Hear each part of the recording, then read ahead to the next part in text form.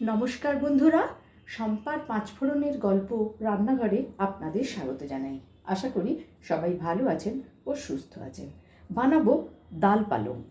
আপনারা তো মুগ ডাল, মুসুর ডাল সব কিছু দিয়েই ডাল পালং বানিয়েছেন, কিন্তু আমি যেভাবে কলাইয়ের ডাল বা বিউলির ডাল দিয়ে ডাল পালং বানাই, একবার হলেও বাড়িতে বানিয়ে দেখার অনুরোধ করব। দুর্দান্ত হয় খেতে। এই রেসিপিটা বানালে এবং খেলে আপনাদের বারবারই কিন্তু মনে হবে এরকমভাবেই ডাল পালং বানাই।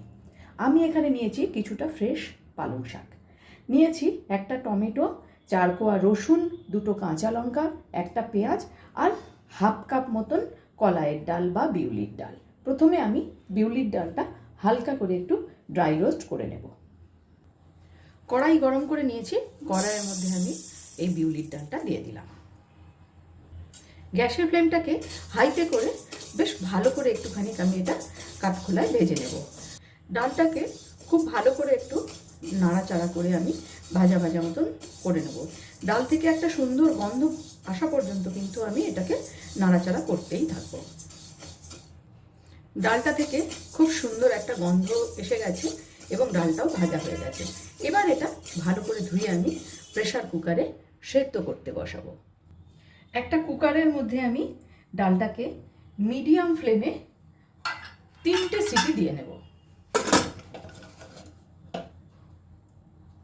ডালটা যতক্ষণ সেদ্ধ হবে সেই সময়ের মধ্যে কিন্তু আমি পালং শাকটা একদম কুচি কুচি করে কেটে নিয়েছি।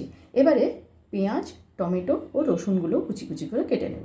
3টে হুইসেল হয়ে গেছে। এবারে আমি গ্যাসটা বন্ধ করে রেখে দেবো। এটার ভাপটা নিজে থেকে বেরিয়ে যাবে, তারপর আমি কুকারটা খুলে দেখাচ্ছি। ফিরে এলাম প্রায় 7 মিনিট পর। এবারে কুকারটা আমি খুলে নিচ্ছি।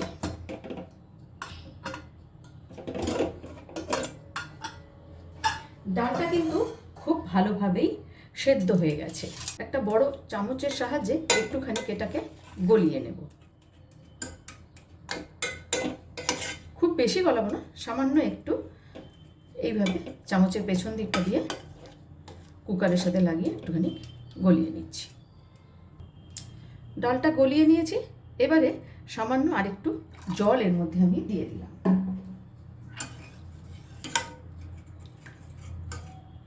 যে পালং শাকটা একদম কুচি করে কেটে রেখেছিলাম, এবারে পালং শাকটা এর মধ্যে আমি দিয়ে দিচ্ছি। আবারও কুকারের ঢাকনাটা আমি লাগিয়ে গ্যাসটাকে অন করে দেব। হাই ফ্লেমে একটা সিটি দিয়ে নেব। এখন গ্যাসে একটা কড়াই বসিয়ে খুব ভালো করে গরম করে নিয়েছি। কড়াইয়ের মধ্যে দিয়ে দিলাম সর্ষের তেল। তেলটাও কিন্তু ভালো করে গরম করে নিয়েছি। দিয়ে দিলাম তেজপাতা আর দিচ্ছি একটা গোটা শুকনো লঙ্কা। ফোড়নটা একটুখানি নাড়াচাড়া করে নেব প্রথমে। এবারে এই শুকনো লঙ্কাটা আমি তুলে রেখে দেব। তারপরে দিয়ে দিচ্ছি হাফ চা চামচ পরিমাণ গোটা জিরে।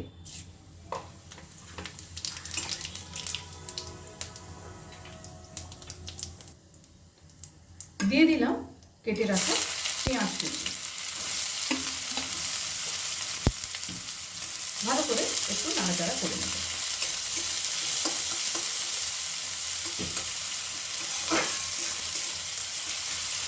এবারে দিচ্ছি রসুন কুচি।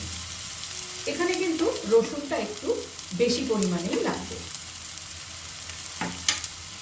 ভালো করে সব কিছু একটু লাল করে ভেজে নেব। গ্যাসের ফ্লেমটাকে একদম লোতে করে কিন্তু আমি এটা ভাজা ভাজা মতো করে নিয়েছি। এখন এর মধ্যে দিয়ে দেব কেটে রাখা টমেটো।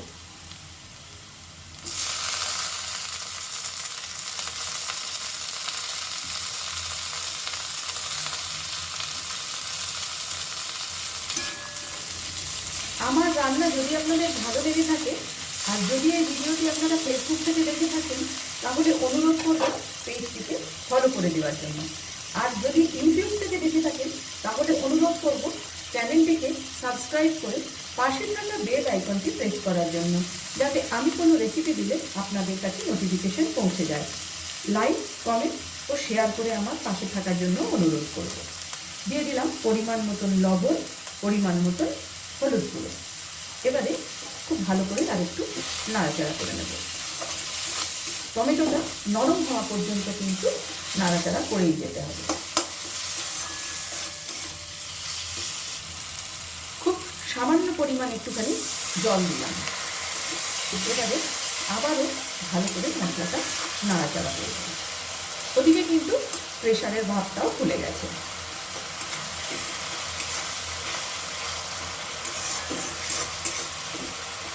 দিয়ে দেব লঙ্কা গুঁড়ো। এখানে কিন্তু একটুখানি লঙ্কা গুঁড়োর ব্যবহার আমি করব, আপনারা চাইলে নাও করতে পারেন। আর দিয়ে দেব 1/2 চা চামচ পরিমাণ চিনি।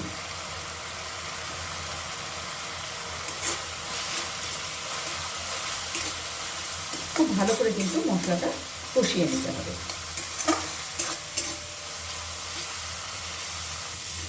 মশলাটা কিন্তু খুব ভালোভাবে কষানো হয়ে গেছে। এখন আমি এর মধ্যে দিয়ে দেব ডালের সাথে যে পালং শাকটা করে রেখেছিলাম সেটা।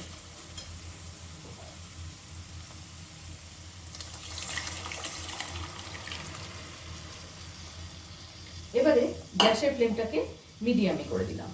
খুব ভালো করে সব কিছু একসাথে নাড়াচাড়া করে মিশিয়ে নেব।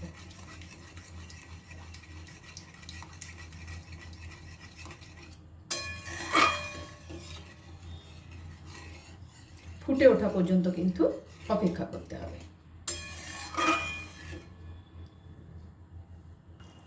ডালটা ফুটে উঠেছে, আর একটু কিন্তু এটাকে ফুটতে দিতে হবে। প্রায় মিনিট 5 মতন এটাকে কিন্তু ফুটতে দিতে হবে। দিয়ে দেব জিরা কাঁচা লঙ্কা।